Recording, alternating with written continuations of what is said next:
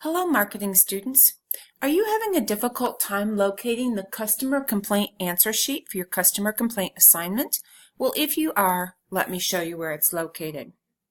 On your Marketing Principles homepage, up across the top, find where it says Course Material. Click on Course Material, scroll down to Content, and click on Content. The Customer Complaint Answer document is located in the Communication in the Workplace module. We're going to click on the Communication in the Workplace module. Navigate to page 3. The Customer Complaint Answer document is located right here under Handouts on the right side of your screen. Just click on that, and it will download as a Word document.